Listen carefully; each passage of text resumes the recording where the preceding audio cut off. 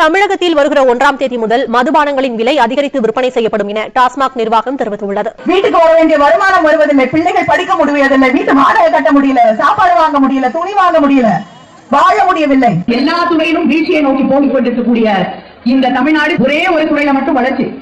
அது எது? டாஸ்மாக்.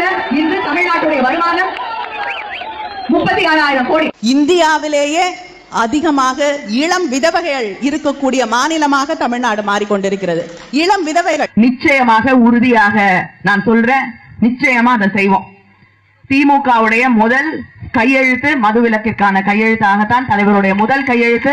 மதுக்கடைகள் 10 மணிக்கு அப்புறம் மது விற்பனை இல்லைன்னு சொல்றாங்க. ஆனாலும் அதற்கப்புறம் 11-12 மணிக்கு கூட விற்கப்படுகிறது. நிச்சயமாக திமுக தலைவர்கள் அவர்கள் குடும்பங்கள் நேரடியாக நடத்தக்கூடிய மது ஆலைகள் மூடப்படும். நல்ல நேரம் எல்லாம் யாரும் பார்க்கலங்க. மதுவிலக்கு கொண்டு வரப்படும் பொழுது நாங்கள் அந்த ஆலைகளை மூடுவோம். ஒரு நாள் டாஸ்மாக் கடைகள் இல்லாத தமிழகத்தை உருவாக்கக்கூடிய அத்தனை முன்னேற்றங்கள் திராவிட முன்னேற்ற கழகம் செய்யும். தமிழ்நாட்டுல மதுவிலக்கு சாத்தியமா சாத்தியமற்றதா? திமுக வந்து ஆட்சியில் வந்த உடனே முதல் கையெழுத்த வந்து மதுவிலக்கு இருக்குன்னு சொல்லி சொல்லியிருந்தீங்க. போன தேர்தல் அறிக்கையா? சட்டமன்ற தேர்தல் அதை வந்து தேர்தல் அறிக்கையில வைக்கிறேன்.